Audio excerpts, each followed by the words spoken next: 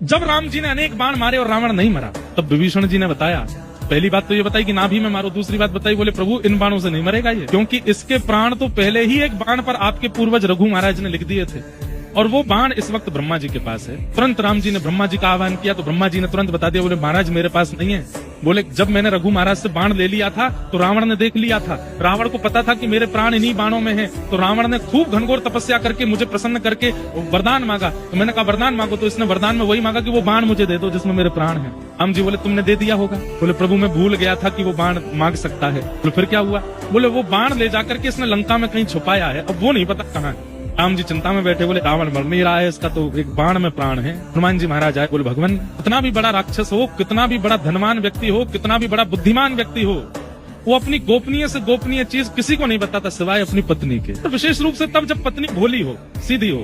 हनुमान जी महाराज की बुद्धि की पराकाष्ठा हनुमान चालीसा में सब बोलते हैं, उनसे बुद्धि विवेक की कामना हम लोग करते हैं, उन जैसा बुद्धिमान कौन होगा। उन्होंने कहा, बोले प्रभु हो ना हो, रावण पूरी लंका में अपने प्राण जिसमें बसे होंगे वो कहीं और नहीं, अपनी पत्नी के पास ही कहीं रखा होगा, आप कृपा करें तो मैं जाके लेके आऊं। बोले जाओ।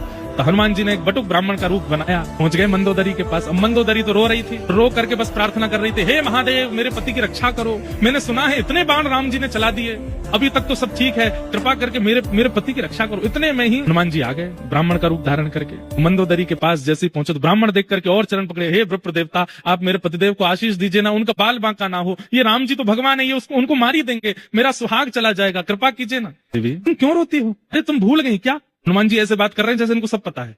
तुम भूल गई क्या? क्या?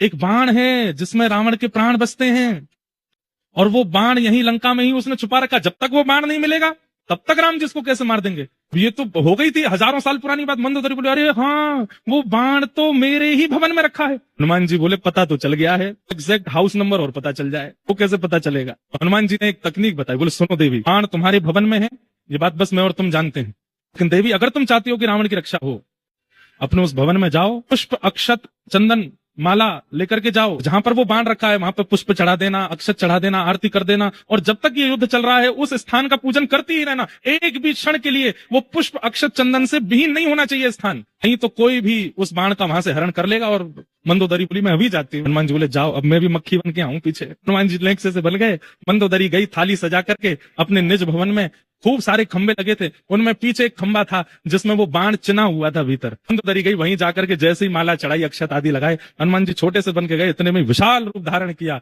और एक मुष्टिक प्रहार करके खंभ भेदन करके भीतर से बाण निकाला, लेकर के सीधे राम जी के पास गए, जाके चरणों में अर्पित कर दिया, लीजिए प्रभु मार दीजिए। तब राम जी ने अंतिम बाण धारण करके जैसे ही रावण में मारा, वध हो गया।